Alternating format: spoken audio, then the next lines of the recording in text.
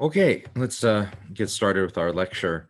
Um, so last time we were introducing how B cells make immunoglobulins, and we were talking about the process of VDJ recombination, which is a pretty complicated process and I think a very difficult concept to, I think, kind of get comfortable with. So I'm going to spend some more time talking about that today. And hopefully, I think all of you can at least appreciate the mechanism by which this takes place, because it's really critical for understanding how it can be that our body's able to produce such a tremendous diversity of different immunoglobulins that form the basis of things like antibodies. Let's start off first by checking in on where we're at in our semester so far. So here we are in week 4. So today we are going to talk about the third part of our discussion about antibodies and B cells.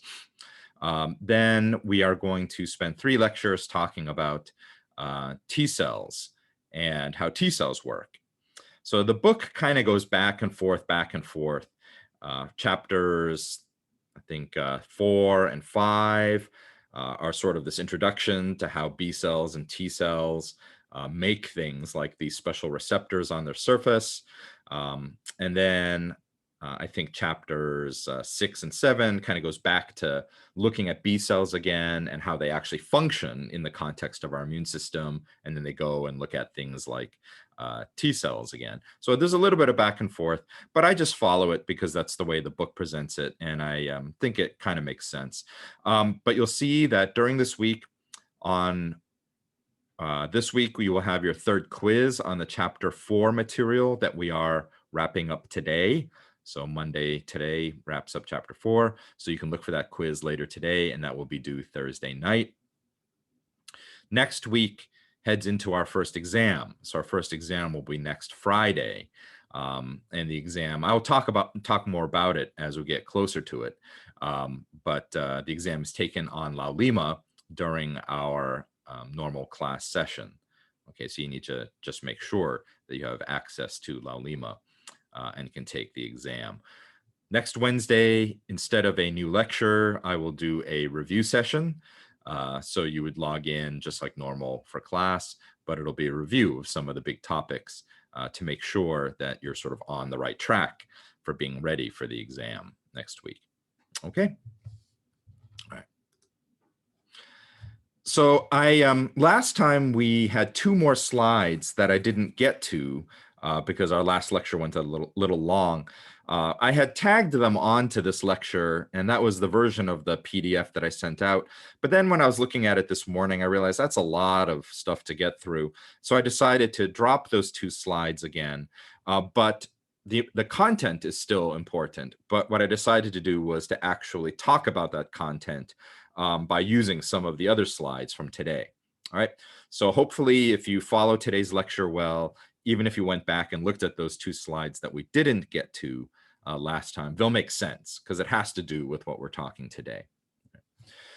We were talking about the production of immunoglobulins. Remember, immunoglobulins are these Y-shaped molecules that have the 2 arms that are the antigen binding domains.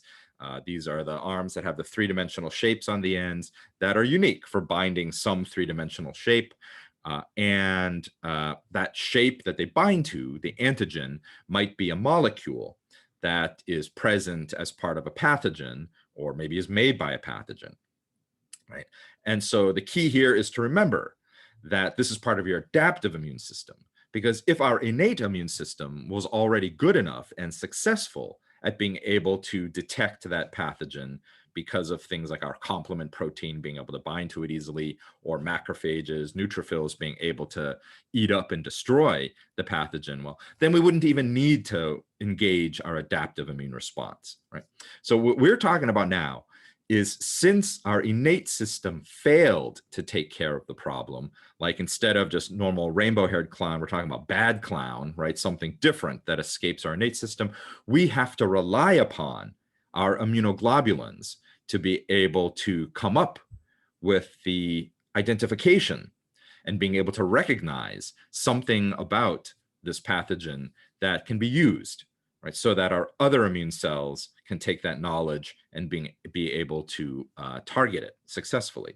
So that has to do with the immunoglobulins that first start off on the surface of our B cells, because they're made by our B cells, right? Only our B cells make immunoglobulins. And we said, importantly, every single day, your body's making hundreds of millions of different brand new B cells.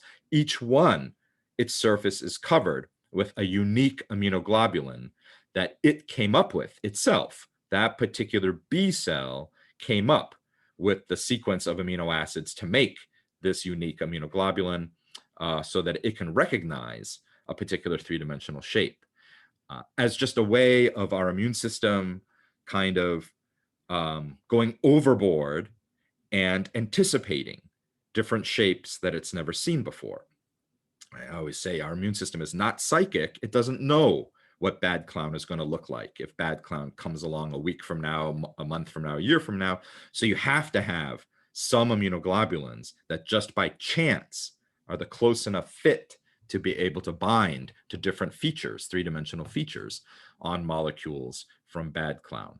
All right, so our B cells do this, and the way we get such incredible diversity of shapes is through this VDJ recombination. Right? So recall that typical immunoglobulin is this Y-shaped molecule. It's made up of two heavy chains. These are the long chains in the middle here, 1, 2, and then 2 light chains, 3, 4. So that's 4 chains total. Right? And these light chains are made by 2 different genetic loci in our bodies. On chromosome 22, we have the lambda light chain locus. Locus just means it's a collection along our DNA on chromosome 22 of different fragments that can be pieced together to make a complete gene, to make a lambda light chain, right? So you have 2 copies of that because you have the chromosome 22 that came from mom, you have the chromosome 22 that came from dad. Likewise, on chromosome 2, you have the kappa light chain. Again, it's a group of gene fragments that can be put together, picking and choosing, to make a kappa light chain. And then on chromosome 14, you have the heavy chain locus, right? A whole bunch of these fragments, including now these, what are shown as green D blocks. Right? And remember, each one of these, especially the variable domains, the red ones here, there are many to choose from. So that's why the cartoon draws it this way. It puts little dotted lines, little breaks in here to remind you that these things are not necessarily super close to each other. They can be quite spaced apart on this long segment of your chromosome. And it puts brackets around these to show, well, here's the first V block, here's the second one, and then there's another, like 30 or so over here, right? So this is representing it as by putting these brackets around there. And then somewhere pretty far downstream, there's a little break here, far downstream, you have your J blocks and then your constant blocks. Okay.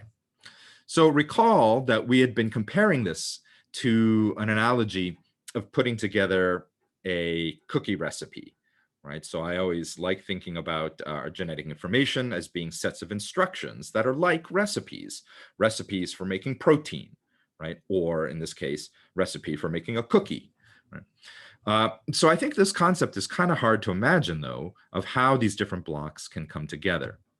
So let's say, if we look at, for example, the recipe or for a white chocolate McNut cookie, if you think back to the story that I was saying last time, let's say there's a cookie contest and some students, they presented their version of the white chocolate McNut cookie recipe, right? So their recipes might vary in terms of certain ingredients, right?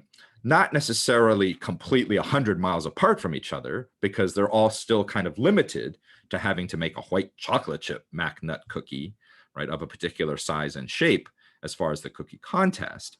But their choices of different things that go into their recipe is what's going to result in slight variations of the finished product. Right, the prize-winning cookie, and maybe the second or third place runner-up as well. So that's what we're talking about here. different pieces of information come together to make slight variations of the antigen binding sites in the immunoglobulin. So if we think about it this way, last time I used a long piece of rope to represent the chromosome. And along the chromosome, let us say that this is chromosome 14, for example. This is the region of the rope that contains all the fragments for making immunoglobulin heavy chain, right? Or IgH for heavy chain. So there's around 40 or so red blocks to choose from. There are, what is it, like 23 or so green blocks to choose from, 6 yellow blocks, and then maybe 9 different constant blue blocks to choose from. You can think of these as just being sort of different groups of ingredients. So you have, these would be the flour that you choose, and there might be like 40 different brands of flour, right? So if you're an avid baker, maybe there's a particular brand of flour that you really like to use for your cookies. Different brands of sugar that would have slightly different properties, right? Some of them are very finely powdered, some of them are more coarse, right? So your choice of which sugar to use would have a subtle but important variation on the recipe. And then similarly, mac nuts, and then you have a more limited number of shapes that you can choose. So we said you have this protein complex, the recombinase activation complex, so the RAG protein, like this oven mitt, that is able to randomly choose a red block, a green block, and a J block to put together. Right? So these are just fragments, right? And so remember, the way that the oven mitt works is that it has part of it combined to those highly conserved 9 DNA sequence, 9-mer sequences, the purple sequences, that are spaced apart by either 12 or 23 bases of DNA from a highly conserved 7-mer, right? 7 DNA bases that are highly conserved. And this particular spacing of this side having 12 spaces between, or this side having 23, that's the only way the oven mitt can successfully grab onto it. That's these RSS, or recombinase flanking sequences, signal sequences, are what help the selection of the colored blocks to make sense, so that the blocks are not lined up backwards when this loop of rope is brought together. So in this case, it randomly joined this green block and this yellow block, right? And anything in between, like any of these green blocks, yellow blocks that were in between, are just lost, right? Because the rope is going to get cut here, and then the 2 frayed loose ends of the rope have to be joined together. Right? And if that happens over here too, then you end up getting a choice of which V block was chosen, which D block, and which J block, and then eventually it'll go ahead and add on a C block. So that's like choosing this brand of sugar, this brand of flour, this brand of sugar, and this brand of mac nuts, along with this shape, right? And then that's how you end up with your particular white chocolate mac nut recipe. Okay. So a couple of you asked me, how this actually corresponds to these hypervariable loops in the ends of these variable domains of the immunoglobulins, right? So at the ends of the Y-shaped molecule, the ends are the variable parts. So that's what this VDJ recombination is meant to contribute to. And I said, if we took the variable domain of the light chain over here, right, and remember that most of it is yellow, meaning most of it is pretty standard and it doesn't vary from immunoglobulin to immunoglobulin molecule that you randomly sample from your blood, let's say. But in these red regions, you see very high variability in the amino acid sequence, right? And that's what gives then the overall 3-dimensional shape of the right part of this, variation, right? And that's what's going to determine what this thing can fit up against. Just like 2 puzzle pieces coming together. If you look at this diagram over here, you'll see that these hypervariable regions, remember, this is if you actually took this globular protein and sort of laid it out, stretched it out. Most of it are these yellow parts that are not very variable from immunoglobulin to immunoglobulin. But when you get into these red regions, where you have a lot of variability in the amino acid sequence, you can see that it turns out that the HV1 and HV2 loop, right? So that's these 2 loops over here, those are simply determined by which V block gets chosen. So you have, let's say, 30 or so different V blocks to choose from. They are more or less going to be highly similar to each other with some variations in the DNA sequence here.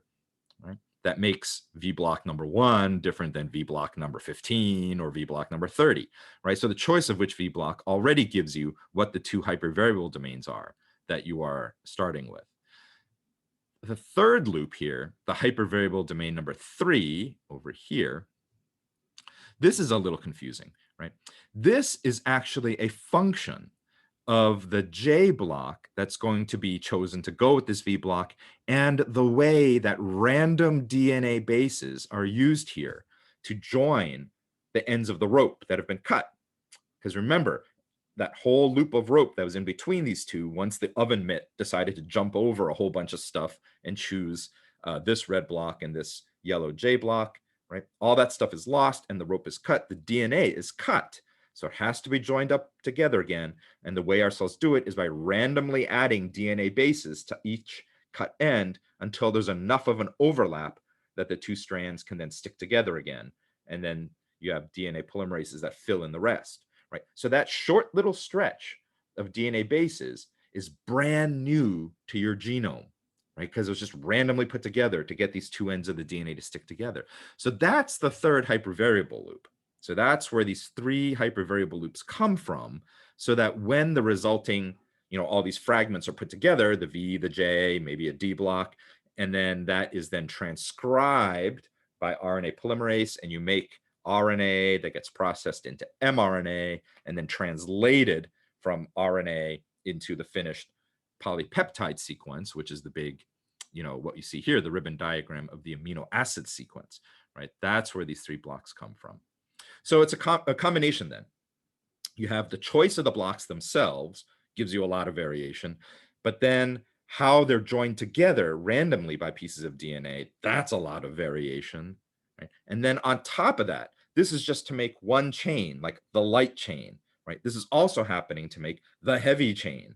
So then the combination of all the possible light chains and all the possible heavy chains, right? That's what really blows the variation out of the water, right? So you can make 10 to the 12, roughly speaking, different shapes of immunoglobulin antigen binding domains. Okay. So here's another way of thinking about it. These three things are going to come together here: the V block, the D block, the J block. The hypervariable loops 1 and 2 just come from whichever V block you chose. Hypervariable region 3 actually comes from these random DNA bases that are used to reattach the cut DNA between the D and the J and the D and the V. The reason that sounds confusing is this makes it look like there'd be two regions of variability. In reality, this D block is super short, right? It's only something like 3 or 4 codons of DNA. So the cartoon kind of makes it a little, hard to imagine. But in reality, once this is joined together, this is the third hypervariable loop, right? And then when this resulting gene made up of these separate fragments are chosen and put together, and it's transcribed and translated, that's where you get your heavy chain, right? Because then the variable regions, so together the red, green, and yellow together make the variable heavy chain region. So that's now this red part here. Right? And then you will add on a choice of the C blocks to make the stem. Right? So that's what makes this particular recipe for an immunoglobulin or white chocolate McNut cookie unique, right? Okay. So this is another illustration that hopefully helps you kind of visualize this, right? In the light chain only involves VJ recombination because there's no green D blocks in the lambda or kappa light chain gene loci, right? So just as long as you choose one V block and one J block, okay, and one C block, right? So this is now the rearranged DNA. Right, so instead of there being a whole bunch of red blocks here that are not shown and several yellow blocks, now you've made the choice. The oven mitt has successfully put together this here. So this is rearranged DNA then, right? Then the primary RNA transcript that gets transcribed from this would have these components in it, the V, the J, and the C block, right? It would then undergo splicing to go ahead and get rid of this extra intronic region of RNA that's not needed. So that puts then the variable domain close or right up against the constant domain. And then this finished mRNA would get translated in the cytoplasm of your B cell by the ribosome to make the finished polypeptide chain, right? And that's why now they're showing, oh yeah, that's a reminder that the variable domain is actually a combination in the light chain of the V block and the J block. Okay. The heavy chain, similar story, except for now you have this additional D block, right? But same thing. It gets chosen, rearranged, and so you get now this VDJ recombined over here. And then the eventual edited mRNA, right, also has the heavy chain constant regions. Okay. So I can understand if this VDJ is very confusing. I think I mentioned to you last time, I never learned this as an undergraduate. None of my undergrad molecular cell bio classes at UC Berkeley taught this at the time. I encountered this in graduate school. And so I actually remember when I was learning this in grad school, you know, I could not fathom this at all. This made no sense to me at all. The professor who taught it was a very esteemed, well-respected cancer biologist. He actually was the guy who discovered one of the important proteins that's involved in unraveling DNA as part of DNA replication. So anyhow, he had his lab group, and the lab group that I belonged with, you know, we were on the same floor, and I used to see him all the time. He was a very nice guy. You know, you'd always be like, "Hey, hi Howard, how's it going?" I'm like, "Oh, hi Mike," you know, and he was always really nice to me. And then, you know, I took the class where he was one of the faculty members, and he taught this VDJ recombination stuff, right? And I was completely lost. And so when I took the exam, I like bombed his part of the test, right? I completely like, you know, and so I was really embarrassed because I was like, oh, he's going to hate me now because somehow I'm like not worthy because I don't understand the stuff that he actually, you know, does research on. And so one day afterwards, I actually went up to him like, hey, Mike, I'm really sorry I bombed that part of your test, you know. And I was kind of like, I think I was kind of stupid about it. I'm like, you know, eh, but I really like it. It's interesting. But anyhow, it was really funny. I thought he'd be all mad at me, but he was like, yeah, I don't really care, right? Because he's like, yeah, I know you're a smart guy and it's fine, whatever. And I was like, oh, okay. So the truth is, you guys are learning this as part of an undergraduate class. That's well before I was ever exposed to it. I think most college students don't have this. So if it's difficult, you know, don't be discouraged, right? Like I told you, I didn't get it either. But that doesn't mean it's like totally okay for you to bomb it on the exam, right? I'm not going to get mad at you, but I'm not also telling you the story just because I'm telling you it's okay for you not to understand it, because this is actually really important for our understanding of how it is that our body makes antibodies. Okay. So there are, again, 5 different isotypes or 5 classes of immunoglobulins. And your B cells will produce these depending upon what's needed at the time. As we learn more about how our adaptive immune system deals with different types of infection, because maybe suffice it to say right now that a bacterial infection is very different than a viral infection. It's very different than a parasitic infection. Right? So these different isotypes of immunoglobulin, due to slight variations in their structure, are better suited for dealing with different types of pathogens. Right? A single B cell, once it's come up with its unique cookie recipe to make this particular immunoglobulin on its surface, remember the important part is the red part. That's what the B cell came up with through combining V, D, and J, right? So that's the unique recipe that this B cell has. The rest of it, the stem, the blue parts of these, that can kind of be swapped around, right? So it's depending upon which blue parts you have here is what determines the 5 isotypes of immunoglobulin. But the important thing to keep in mind is the red part, the variable part, right? That's the thing the B cell needs to hang on to and not change radically, right? Because that's the whole reason this particular B cell turns out to be valuable is because by chance, its recipe for immunoglobulin makes the right shape to be able to bind to something on the surface of bad clown. So as a B cell switches between making these different isotypes, IgG, M, D, A, and E, right? The red part is the part that it kind of retains. And that's the part of the recipe that it's not going to mess with a lot, right? It's just going to change, for example, the blue part. So in the cookie analogy, I said the blue part is kind of like choosing the different little, what do you call it, mold that you can finally, once you make your cookie dough and everything, right? You can either have a heart shape, star shape, moon shape, whatever. I think you can imagine that part, right, does change what the cookie looks like at the end, right? Just like changing the blue parts of these stems would change the properties of the immunoglobulin. But really, what you're not changing is the actual recipe that goes into the cookie, right? Because that's the important part that you want to hang on to, right? So each one of these has both a membrane-bound form, which we call the B cell receptor form, and a form that's no longer anchored to the membrane, that's free to float away. And as a review, that's what an antibody is, right? The free-floating soluble form of an immunoglobulin made by a B cell. All right. So the first Igs that are made by a brand new B cell that's coming out of your bone marrow, right? One of hundreds of millions today, right? So this little B cell, right, it's practically indistinguishable from all of its brothers and sisters, B cells coming out of the bone marrow, right? And the vast majority of them, guess what, are not going to ever be useful for anything, right? Because the little three-dimensional shaped immunoglobulin ends that they've come up with turn out to be, not useful, right? They're not going to bind anything, right?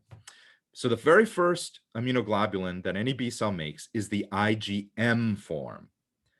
So here you see the IgM. So it means, let's say that this B cell makes a VDJ recombination choices of the different blocks to make the variable domain.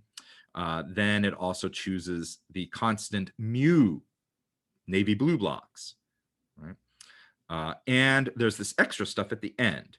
You'll see as part of these mu blocks, there's this orange group here and this light blue group of gene fragments here. So the primary transcript RNA that comes off of this has everything on there, right? The edited mRNA, right, has all the introns cut out. So the blocks are put together now in one continuous sequence.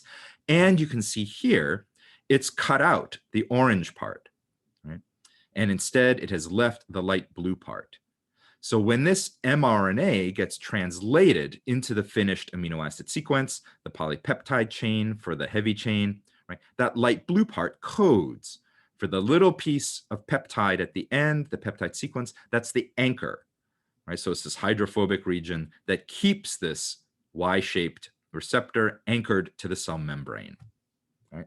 Later, if it turns out that this B cell is actually chosen because its immunoglobulin ends up binding something like a molecule on bad clown, right? So suddenly it becomes valuable, right? It's no longer just one of 100 million or so, B cells floating around. This one's actually selected as being one that works or something.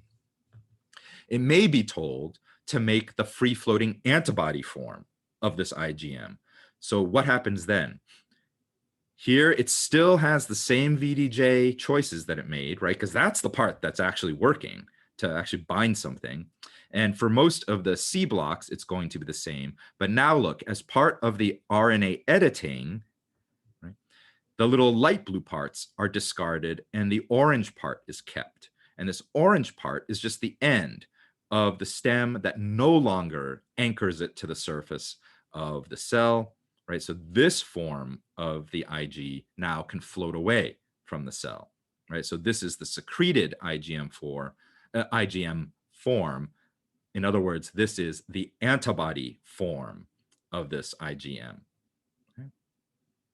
So all B cells start off by making IgM and some IgD, right? So those are 2 out of the 5 classes of Ig that all B cells start off making. They make IgM and IgD at the same time. And that's the only example when a B cell can make two different isotypes at the same time. The IgD, it's not shown on this figure, but it's actually on one of those from last last lecture that I decided not to include today. So this is what I'm saying. You can go back and look at it, and hopefully this will make sense. The C delta blocks also end up being part of the primary transcript RNA. All right, so you'd end up with not only all of the C mu blocks as shown here, and sort of the ends over here of the C mu blocks, right? But this would actually keep going, and you'd also get a whole bunch of the C delta blocks as part of it. Right? Then, as part of mRNA editing, some of them will go the way that this cartoon shows and get made into the C mu constant peptide sequence to make IgM. Other molecules would end up having this stuff all cut out, and they would keep the C sub delta blocks. And so you'd end up making an IgD molecule. All right. So those two features, being able to switch between the membrane anchored form versus the free floating form, in other words, between B cell receptor form and antibody form, and being able to switch between production of IgM and IgD, and why one cell can make both IgM and D at the same time, those have to just do with how you edit the RNA. Right? Other class switching between, let's say, IgG or A or E, is a more fundamental involved process that starts at the level of DNA. In other words, in those cases, you would not have the C sub mu or C sub D blocks ever be part of the primary RNA transcript, right? The actual assembly of the complete genetic sequence up here would involve choosing the C sub alpha blocks or the C sub G blocks or the C sub epsilon blocks, so that those would be part of the RNA message. So that's why a B cell cannot switch. Once a B cell switches from one to the other and becomes a plasma cell, right? The plasma cell that's making antibodies can no longer go back and switch between isotypes. Right? So the IgM represents the first B cell receptor that's made and the first form of antibody that gets released. So remember, the IgM, your cell came up with it just by that whole sort of random process of VDJ recombination. The fact that it actually successfully binds something, like the two close enough fit puzzle pieces in the box of puzzle pieces that I shook up, hey, that's purely by chance, right? But it's lucky chance, because now you have the start of something that you can use, right, to work on, to make detection of the pathogen better. Right? So IgM then, even though it's the first antibody that's made, because when a B cell is chosen, right, up until that point, your body doesn't have any antibodies against bad clowns. So now all of a sudden you have this one B cell that knows how to make something that can bind to bad clown. Yeah, you better believe your body's going to want that B cell to start making the antibody form of this, right? So through different RNA editing, it makes the free floating form of its IgM, right? So this IgM is kind of like the first quick and dirty antibody response, right? Because we're still dealing with close enough fit puzzle pieces here. It's not great, but at least it's something, right? So the IgM, here it is as a monomer by itself, so one molecule. So if you have 5 molecules of these and a particular protein, that's called the J chain protein. I know it's confusing because this is not the same J as the little yellow J blocks in the VDJ recombination. This is a different protein, but that protein kind of acts as a little clip, and it clips together 5 of these IgMs in a pentameric ring, right? And you can see here, that's the formation of this ring here. So now this pentameric ring has 10 antigen binding sites on it.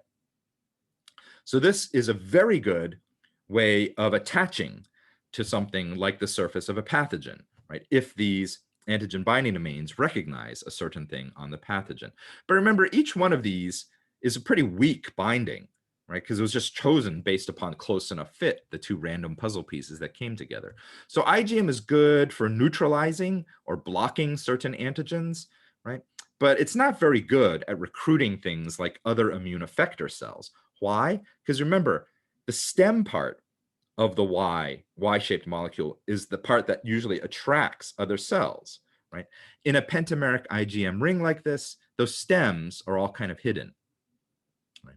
But what it is really good at is it can bind and cover the surface of a pathogen, and it can recruit complement proteins, right? So this is one way our adaptive system helps recruit complement to the surface of a bacteria where the complement before was not having a good time, right? So this is then part of the third complement activation pathway that we studied previously, the classical pathway, right? We had studied it because we said that C-reactive protein that's made by the liver is made to help complement protein stick. In this case, what we're saying is if your body previously, right, did not have any exposure to this thing, but now your body has made these IgMs that also recognize the surface of the bacteria. Now these pentameric IgM rings can also help complement protein stick.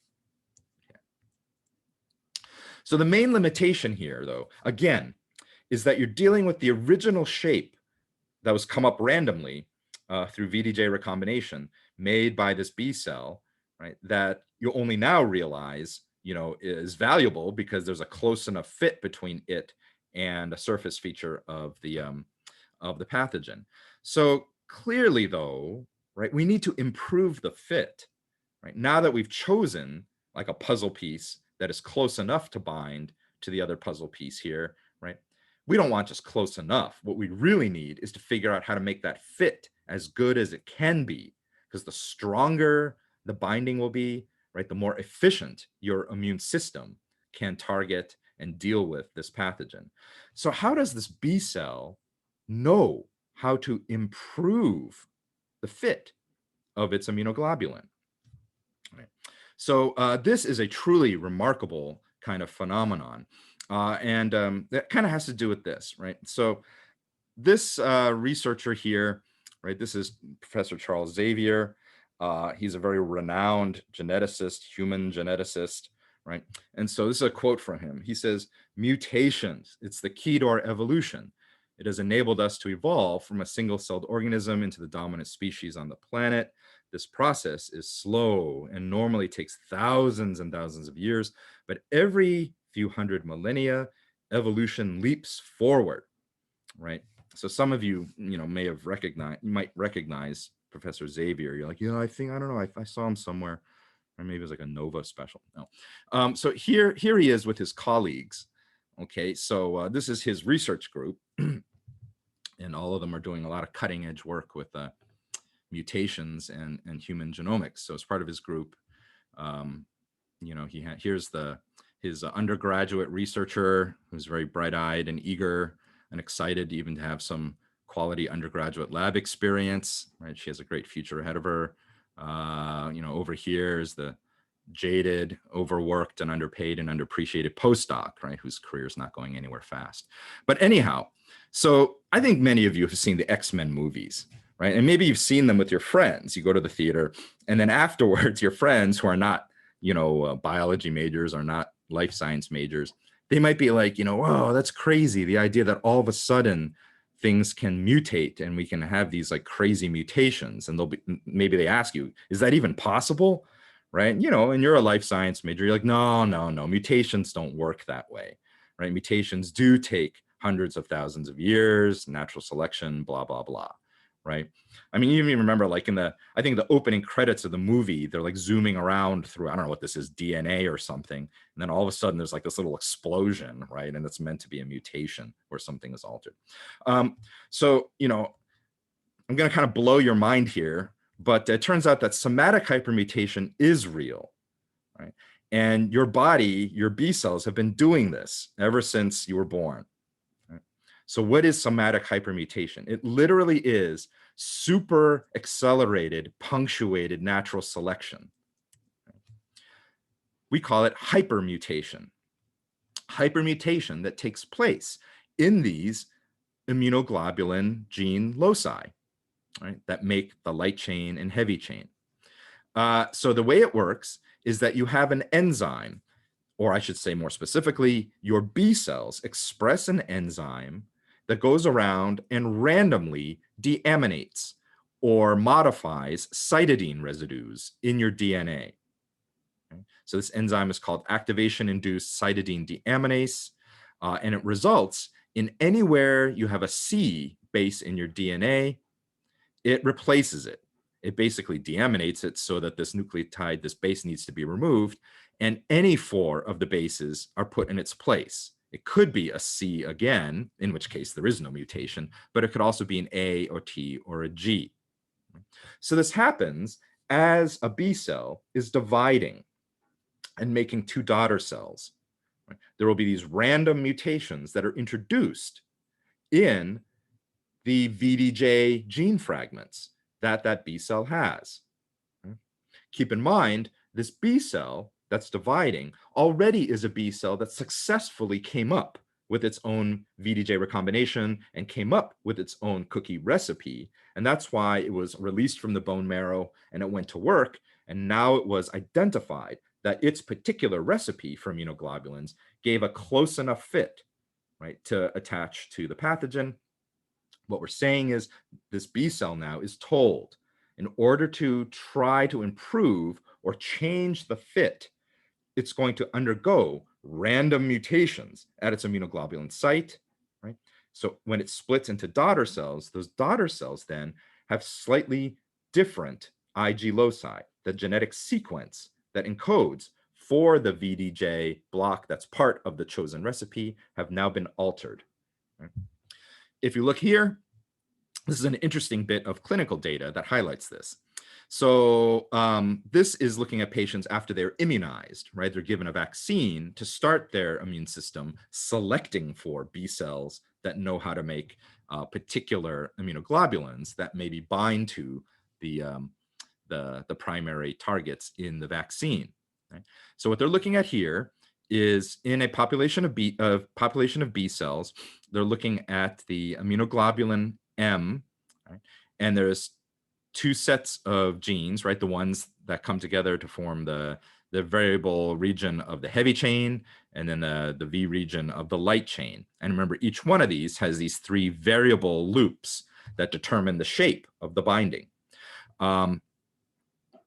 So previously in the slides, we've called these HV1, HV2, and HV3 for highly variable or hypervariable regions.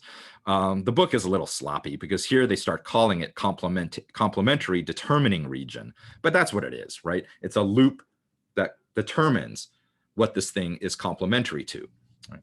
So what you see is 1 week after being immunized, if you take a sample of different B cells, from the person's blood, and you look at the 3 hypervariable regions that are part of the Ig recipe. So this is what, 1, 2, 3, 4, 5, 6, 7, 8 different cells, right? And you look at the VDJ recipe that it has inside for making immunoglobulins. What you see is after 1 week, you see random mutations happening in these hypervariable regions, right? In the heavy chain and also in the light chain. Okay. If you look 2 weeks afterwards in the same patients and take another set of, let's say, 8 B cells, look at how widespread the mutations are beginning to be, right? So very clearly, in a short amount of time, just a couple weeks, right, you've undergone several mutations of the immunoglobulin domains in these cells, right? So that is pretty amazing. We are talking about something like 200,000 years worth of mutations happening in 2 weeks, right? Because it's natural selection. Because the cells that have these mutations, most of them, right, as the cell is dividing and the daughter cells carry these new mutations, you can imagine that most of them screw things up, right? If you're just talking about randomly substituting DNA bases in there, the shape of the immunoglobulin antigen binding domain, if anything, there's a greater risk that it's not going to bind as well as the original version, right? So yeah, there are many of those that just get discarded because they don't work any better, but a small subset of them, by chance, the random mutations will make the fit of the immunoglobulin with the antigen tighter, right? So those daughter cells, those B cell daughter cells that have tighter fit get preferentially chosen now, right? Some of them are told, hey, your immunoglobulins are better than what we started with. You start making antibody forms of those because that's better than the antibodies that we had a few days ago, right? Other of those daughter cells are told, you keep doing the hypermutation, right? So you're getting better and better and better waves of B cells with better and better immunoglobulins just through this hypermutation process. Okay. Now I know what you're saying. You're saying like, that's not like X-Men, because X-Men's all about like mutations that let you shoot like lasers out of your eyes, or you can walk through walls, or like control the weather or something like that. This is kind of disappointing, right? No, it's not, right? Because just think about this. Like in the X-Men movies, they have these different what is it? These different skills that help, protect them against things, right? Like making a force field around them or something like that. Think about it, right? This is your body rearranging its own genome to fight against an enemy that you had never previously seen before, right? I mean, that is exactly what this is. And you're doing it by doing this extremely accelerated evolutionary process. Right? Again, 200 years worth of evolution crammed into 2 weeks to save your life, right? That, I think, is pretty awesome. Okay, so here is a table that helps you begin to understand why you have different immunoglobulin subclasses. Right? I said these all vary by differences in what stem region the B cell decides to put onto its variable region that it came up with. Right? You can see that here are the 5 subtypes. There's IgM, IgD. There's also IgG. So there's actually subclasses of IgG, and then A, and then E. Right? So the reality is M, D, G, A, and E. Yeah, that's the 5 subtypes. This table shows you that because of their variations in shape, because of the stem region, they actually have different properties that make them useful for certain things more than others.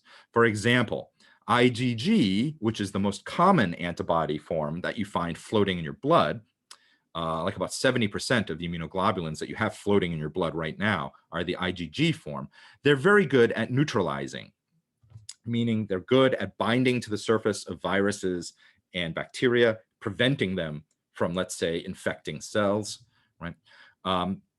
But maybe they're not as good, for example, at doing something like activating the complement system, whereas IgM and IgD are very good at activating the complement proteins and getting complement proteins to stick to the surface, right? But they may not be as good at doing things like, for example, neutralizing, right, or opsonizing, right? As we go through the semester, we will look at these different subclasses in more depth as we understand or begin to understand how our immune system has to differently deal with different types of infections. Right? This last slide, then, I'm not going to go through this because this is just a kind of recap of what we were talking about today. I encourage you, as part of your studying, to look at this and understand it. Again, I don't want you to memorize it because that's not my point in trying to teach you something, right? But I want you to be able to read this and think about what it says, right? Because what this is talking about is as a B cell is forming in your bone marrow and it starts doing the VDJ recombination to come up with its own unique Ig recipe, right? There are certain consequences, meaning at certain steps along the way, it has rearranged the genome in it in a way that's irreversible, right? Or there are some steps that can go back and forth because it doesn't involve genomic rearrangement. It has to do with alternative RNA editing and splicing, right? So look at these, try to make sense of it. I think they phrase this as sort of like changes in the genes of a B cell throughout its life. Okay, this will become even more clear to you as we discuss this further. One thing I did want to end with, though, is all this talk about somatic hypermutation, right? And comparing it to X-Men, something like that. The one thing that you do have to keep in mind right, is those characters in X-Men, the implication is every cell in their body has this mutation, right, that lets them shoot laser beams or control the weather or whatever, right?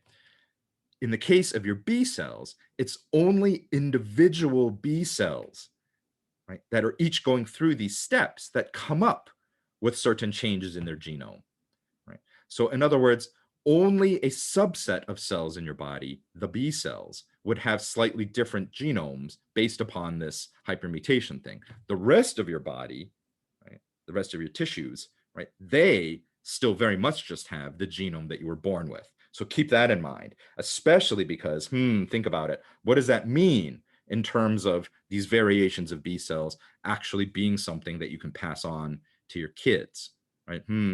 That'll become very important later on when we talk about this idea of how infants are protected using mom's immune system, right? Okay, but that's for a future discussion. So keep an eye out for the quiz. I'll make that available so that you can take it by Thursday night.